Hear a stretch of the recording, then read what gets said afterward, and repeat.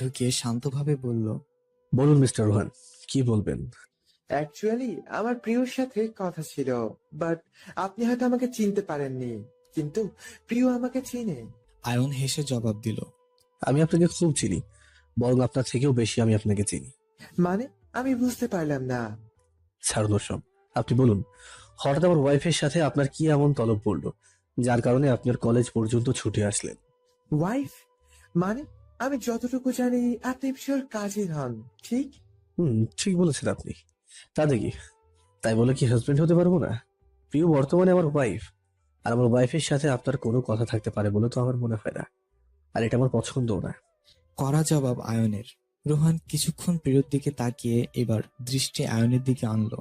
সেটা মনে হয় প্রিয়কে ডিসাইড করতে দিলেই ভালো হয় মিস্টার আয়ন, কারণ ও আপনার ওয়াইফ, কোনো নিলামে কেনা প্রপার্টি না যে নিজের কোনো মর্জি চালাতে পারবে না। আয়নের এক সেকেন্ডের জন্য মনে হলো ও হয়তো ভুল শুনছে, কারণ আজ পর্যন্ত আয়নের সাথে এভাবে কথা বলার সাহস কেউ করেনি। আর এখানে এই ছেলে দুদিন হলো স্টার হয়েছে আর এখনই আয়নকে টেক্কা দিতে চায়। এসব ভেবে আয়নের রাগটা যেন বাড়তে লাগলো। পরিস্থিতি সামাল দিতে প্রিয় আয়নের হাতটি ধরে ফেললো আর তীক্ষ্ণ দৃষ্টিতে রোহানের দিকে তাকিয়ে বলল, মিস্টার রোহান, আমি আগেও বলেছি আপনার সাথে আমার কোনো কথা নেই, প্লিজ দূরে থাকুন আমার থেকে। আয়ন তাচ্ছিল্য কণ্ঠে রোহানকে বলল। আশা করি উত্তর পেয়ে গিয়েছেন মিস্টার রোহান। রোহান নিশ্চুপ। আয়ন প্রিয়কে সাথে নিয়ে গাড়িতে উঠে পড়ল। পুরো রাস্তায় আয়ন আর কোনো কথাও বলল না প্রিয়র সাথে। প্রিয় এক দুবার চেষ্টা করেছিল, কিন্তু হাতে কিছুই আসেনি। আয়ন প্রিয়কে বাড়িতে নামিয়ে দিয়ে আবার চলে গেল অফিসে। প্রিয় কিছুটা আপসেট হলেও মনে মনে ভেবে নিল রাতে বাসায় আসলে বুঝিয়ে বলবে সব। সেদিন রাতে আয়ন একটু দেরি করে বাসায় এসেছিল, আর এসে প্রিয়কে পড়ার টেবিলে ঘুমিয়ে থাকতে দেখে আয়ন একটু মুচকি হেসে প্রিয়র পাশে দাঁড়ালো।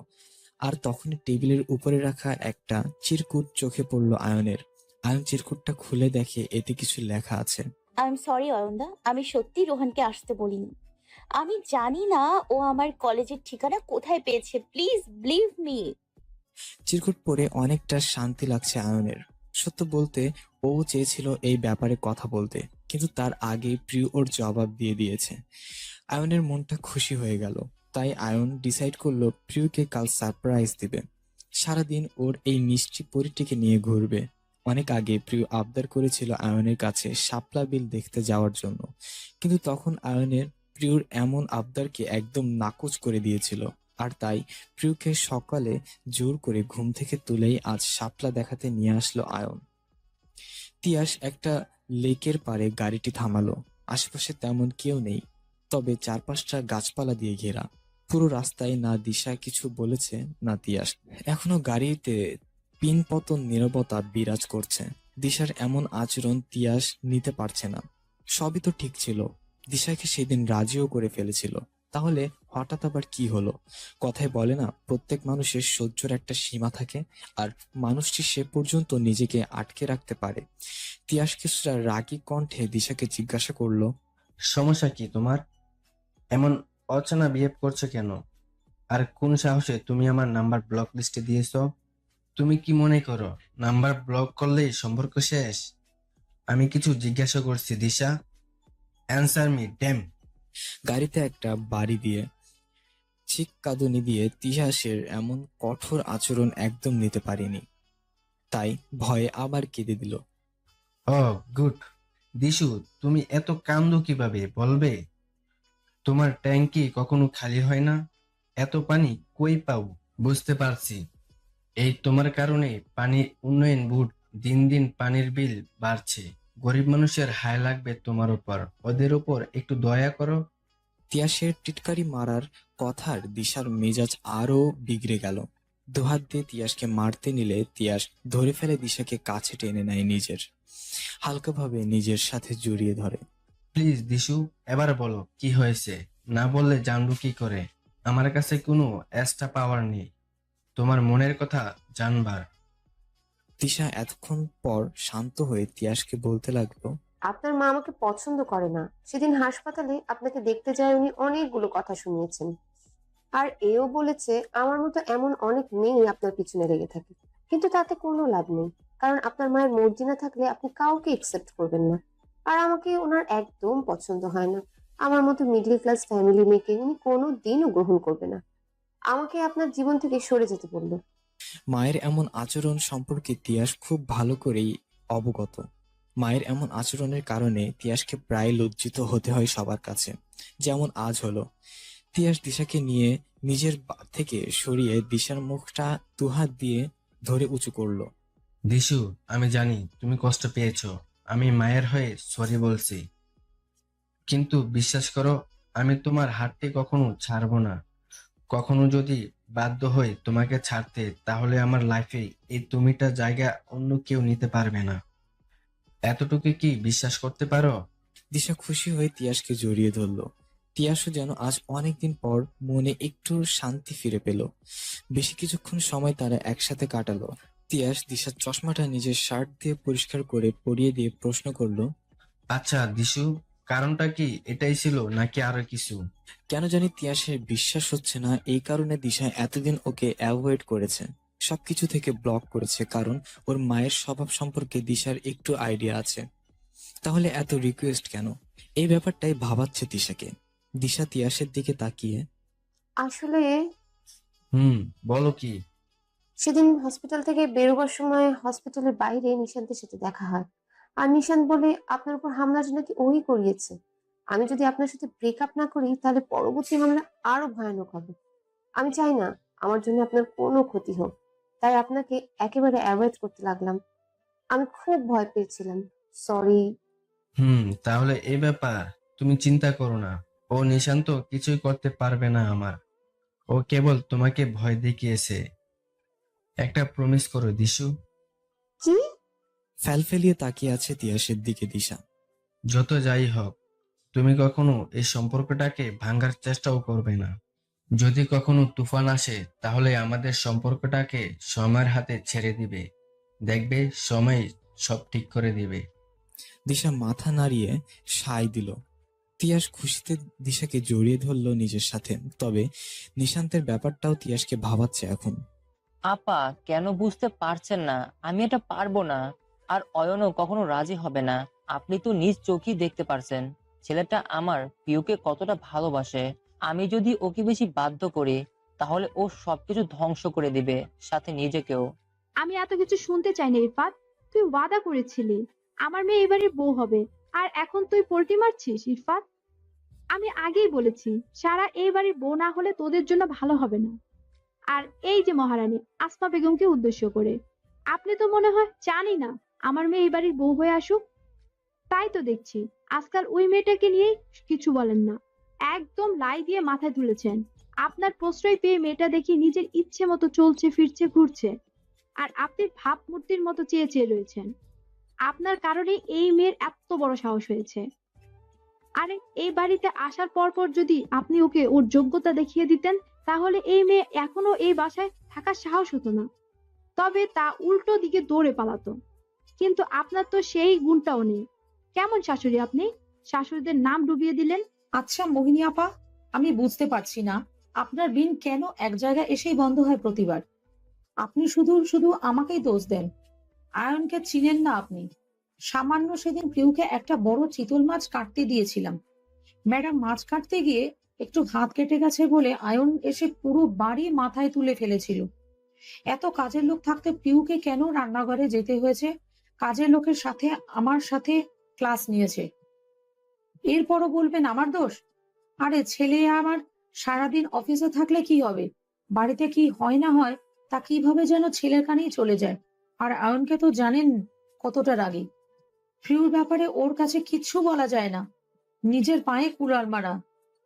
এরপর আর কি বলতে পারি? ছেলে মেয়ে বড় হলে তাকে বোঝানো যায়, কিন্তু না বুঝলে তাকে তো মারার ভয় দেখিয়ে কাজ করানো যায় না। হয়েছে। এত ন্যাকাডামা আমাকে আর দেখাতে হবে না। তুমি যে কত কাজের তা আমার জানা হয়ে গেছে। এখন ভাবো প্রিয়কে কিভাবে তাড়িয়ে সারাকে আনা যায় এই বাড়িতে। দরজার সামনে দাঁড়িয়ে আছে তিয়াস আর অনিক। কি বলছো এসব?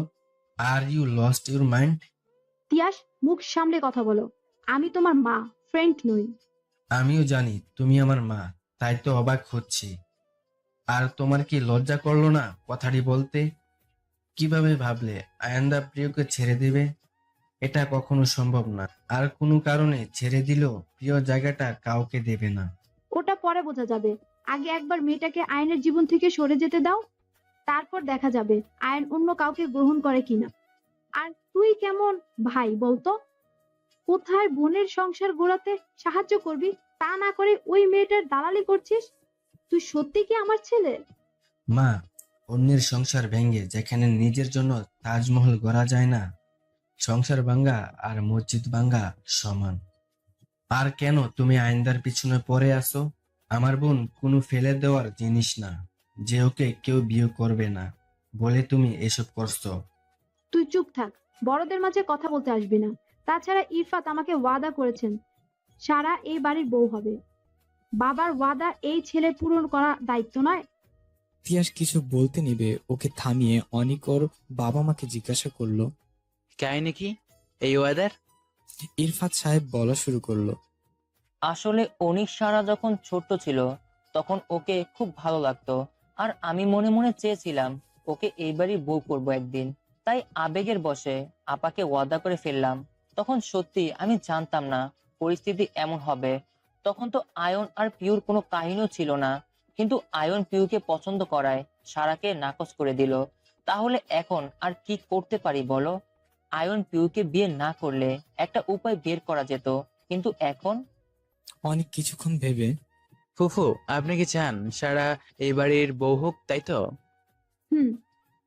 মুখ ভার করে, ওকে, তাহলে আমি বিয়ে করব সারাকে। মানে?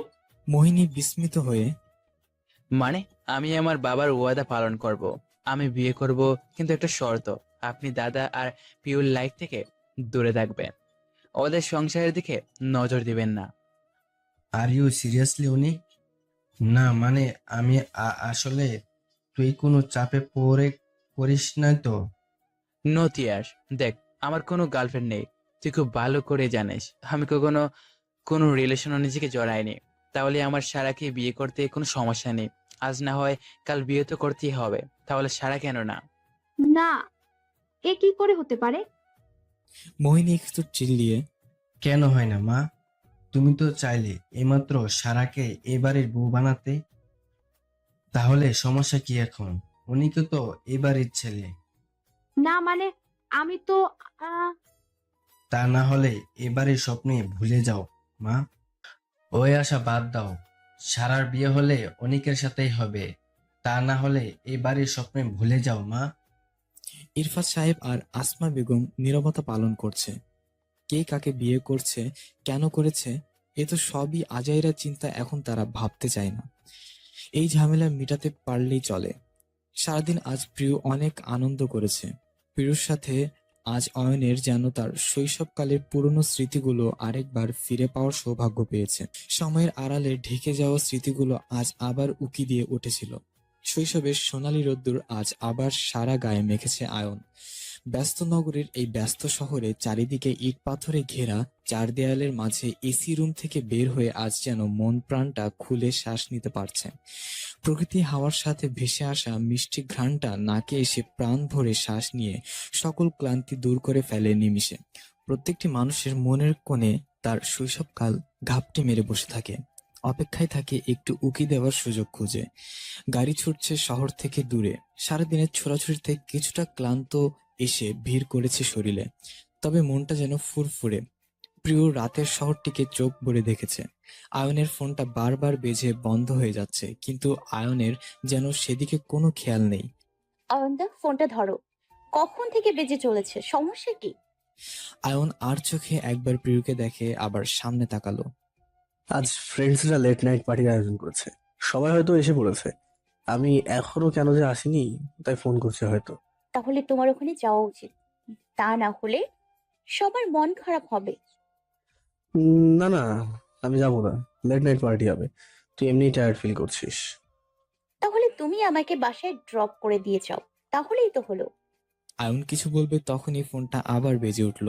এবার স্ক্রিনে দিনেশের নামটি ভেসে উঠল। আয়ন মুখে হাসি নিয়ে ফোনটি রিসিভ করে। কি রে শালা, তুই কবে আসলি? আজ সকালে। কিন্তু তুই এখন আসিস না কেন? একবার এসে দেখ, চারদিকে কত পরি করছে, দেখি পাগল হয়ে যাবি। তাই নেই, তাহলে তো তিতিরকে একটা ফোন দিতেই হয়। কি বলিস? ওই পরি বাসায় থেকে কি করবে বল? পার্টিতে আসলে সবাই একটু দেখার সুযোগ পাবে। আর আমি খুন করবো তোকে আমি? তুই আমার বন্ধু নামে দুশ্মন। আরে বাহ, তোমারটা দেখলে মানুষ খারাপ, আর তুমি পর নারী দেখলে কোনো সমস্যা নাই। মাম্মু, এটা কেমন আইন? ওই, তুই তো লেকচার বন্ধ কর। আসবি কখন সেটা বল। পসিবল না রে, আজ ফ্রির সাথে বের হয়েছিলাম, এখনো আমার সাথে। সমস্যা কি? ওকে নিয়ে আয়। আরে এতদিন কাজিন হিসেবে পরিচিত দিয়েছিস ফ্রেন্ডদের সামনে, এখন আমাদের ভাবেই সে দিবি? চিন্তাবাদ দিয়ে চলে গেছি করার জন্য। আয়ন ফোনটা কেটে প্রিয়র দিকে তাকালো। সারাদিন ক্লান্তির চাপ তো আসছে মুখে, কিন্তু তবুও কতটা স্নিগ্ধ লাগছে প্রিয়কে। এই মেয়েটিকে সাধারণের মাঝেও অসাধারণ লাগে কেন, আয়ন আজও বুঝতে পারে না। তাই তো আয়ন বারবার না চাইতেও প্রেমে পড়ে যায়। আয়ন প্রিয়কে রাজি করে নিল নিজের সাথে যাওয়ার জন্য। অনিচ্ছা থাকা সত্ত্বেও প্রিয় পার্টিতে যেতে রাজি হয়ে গেল। পার্টিতে ঢুকতেই প্রিয়র মাথা ব্যথা আরম্ভ হয়ে গেল। এত লাউড মিউজিক আর চারিদিকে বিভিন্ন রঙের লাইট জ্বলছে। প্রিয়, তোর কি খারাপ লাগছে? তাহলে আমরা চলে যেতে পারি। না না না, সমস্যা নেই, এভাবে চলে গেলে সবার মনটা খারাপ হবে। আমি বরং ওখানকার সোফাতে গিয়ে বসি, তুমি সবার সাথে দেখা করো গিয়ে। আয়ন প্রিয়কে কর্নারের একটা সোফাতে বসিয়ে দিল। এখানে মিউজিকের সাউন্ড কম, তাই তুই এখানেই থাকবি, আমি না আসা পর্যন্ত কোথাও যাবি না, ওকে? প্রিয় মাথা নাড়িয়ে চুপচাপ বসে রইল। পার্টিতে সবাই একটু আর চোখে দেখছিল প্রিয়কে, আর একটু হাসাহাসিও করছিল। তাদের হাসার কারণটা সম্পর্কে প্রিয় খুব ভালো করেই অবগত, কারণ প্রিয় সকালে নীল শাড়িটা এখনো পরা, আর এই ধরনের পার্টিতে শাড়ি কে পরে। তাই প্রিয় একটু আনকমফোর্টেবল ফিল করছে। তখনই আয়ন এসে আবার হাজির হলো, সাথে আর কিছু ফ্রেন্ডদের নিয়ে। দিনেশকে প্রিয় আগে থেকেই চিনে, কিন্তু বাকি সবার সাথে তেমন পরিচয় নেই। আয়ন সবার সাথে প্রিয়র পরিচয় করিয়ে দিল। আয়নের বিয়ে সম্পর্কে অনেকেই জানে না, তাই প্রিয়কে দেখেই বন্ধুরা টোন মারা শুরু করে দিল। ওই তুই বিয়ে করলি কবে রে? আর আমাদের দাওয়াত দিলি না কেন? এত টাকা কামাই করস আর বিয়ে করছিস চুপি চুপি। ভাই সব ঠিক আছে তো? আরে তেমন কিছু না, এমনি হঠাৎ এর ওপর হয়ে গেল, বলার সুযোগই পাইনি। বিয়ের দাওয়াত পাসনি তাতে কি, তোদের জন্য তো গ্র্যান্ড পার্টির আয়োজন করবো আমি, মন ভরে এনজয় করিস, ঠিক আছে? আয়নের অন্য এক ফ্রেন্ড ফারদিন সন্দেহ দৃষ্টিতে আয়নকে প্রশ্ন করলো। আয়ন মাহমুদ বিনা কারণে কোনো কাজ করে না, তাহলে বিয়ে? আর চোখে প্রিয়র দিকে তাকিয়ে একবার, ভাবি আবার প্রেগন্যান্ট না তো? আয়নের সব বন্ধুরা কেমন চাতক পাখির মতো আয়নের দিকে তাকিয়ে আছে, জানতে ঘটনা আসলে কি। আর বেচারি প্রিয় এতগুলো ছেলের লাগাম ছাড়া কথাবার্তা শুনে ওর ফোলা গালের অংশটুকু লজ্জায় লাল হয়ে গিয়েছে। কেন যে ও আসলো এসব ফাজিল লোকেদের সামনে, মনে মনে এখন নিজেকেই বকছে। ব্যাপারটা বুঝতে পেরে দিনেশ সবগুলোকে ধমক দিল একটু। এই, তোরা যা তো ওখান থেকে। শুধু শুধু আমার পিচ্ছি ভাইটিকে অসুস্থ ফেলছিস। ভাবি কিন্তু এখনই কান্না করে দেবে। সবাই একসাথে হেসে দিল। আয়নও সুযোগ পেয়ে মিটমিটে হাসছে। প্রিয়র মেজাজ গরম হয়ে যাচ্ছে বলে ফ্রেন্ডদের চোখ টিপ মেরে অন্যদিকে পাঠিয়ে দিল আয়ন। প্রিয়র দিকে তাকিয়ে দেখে কেমন গাল ফুলিয়ে রাখছে। আয়ন প্রিয়র কাছে এসে, রিল্যাক্স প্রিয়, ওরা শুধু মজা করছিল, এত রাগ করার কিছু নেই তো। আমি বাসায় যাব। ওকে, বাট ওদের বলতে হবে। তুই বস, আমি বলে আসছি। প্রিয়র কাছে দিনেশকে রেখে অয়ন ফ্রেন্ডসদের বাসায় বলতে গেল। দিনেশ ও প্রিয় চুপচাপ সোফায় বসে আছে। দিনেশ ওয়েটারকে বলে 2টা ড্রিঙ্কস অর্ডার করলো, তবে নিজের জন্য ড্রিঙ্কস আনলেও প্রিয়র জন্য সফট ড্রিঙ্কস এনেছে। ওয়েটার ড্রিঙ্কস দুটো টেবিলে রেখে গেল। তো কেমন আছে প্রিয়? বৈবাহিক জীবন কেমন চলছে তোমাদের? এই তো ভাইয়া, আলহামদুলিল্লাহ ভালোই আছি সব। সব ভালো থাকলে আয়নকে এখন অ্যাকসেপ্ট কেন করতে পারছো না প্রিয়? প্রিয় কিছুটা চমকে গেল। প্রিয় জানে আয়ন আর দিনেশ খুব ঘনিষ্ঠ, সবই শেয়ার করে দুজন দুজনের সাথে। কিন্তু এই মুহূর্তে এই প্রশ্নের উত্তর প্রিয় নিজের কাছেও নেই। কেন সে অ্যাকসেপ্ট করতে পারছে না আয়নকে? অতীতের কাজের জন্য আয়ন বারবার অনুতপ্ত হয়েছে, কিন্তু প্রিয়র মন কেন এত দ্বিধায় পড়ে আছে কিছুই বুঝতে পারছে না। দিনেশের কথায় প্রিয় সম্বিত ফিরে পায়। এখনো সময় আছে, নিজের জিনিসটা নিজের করে নাও। সময় থাকতে অধিকার খাটাও, না হলে হারিয়ে ফেলবে। এমনি তোমার জিনিসের উপর অন্যের নজর পড়ে আছে। দিনেশ ইশারায় আয়নের দিকে দেখালো। প্রিয় পিছন ঘুরে দেখে একটা মেয়ে আয়নের সাথে ঘেঁষে দাঁড়িয়ে আছে। ভালো করে একটু লক্ষ্য করার পর দেখতে পারে মেয়েটি আর কেউ না, নীলিমা। নীলিমা আয়নের হাত ধরে ওকে ড্যান্স ফ্লোরের দিকে টানছে। আয়ন না করার পরও শুনছে না। কিছুটা ড্রাঙ্ক হয়তো, তাই তো বারবার আয়নের বুকের ওপর পড়ে যাচ্ছে। বাহানায় আয়নকে বারবার এখানে ওখানে স্পর্শ করছে। প্রিয় নীলিমাকে আয়নের এত কাছে দেখেই মাথায়। হ্যালো বন্ধুরা, পরবর্তী পার্ট খুব তাড়াতাড়ি আসবে, তো সবাই অপেক্ষায় থাকো। আর চ্যানেলটি যারা এখনো সাবস্ক্রাইব করোনি তারা পরবর্তী পার্ট দেখার জন্য চ্যানেলটি সাবস্ক্রাইব করে রেখো। ধন্যবাদ সবাইকে, আমাদের সাথেই থেকো।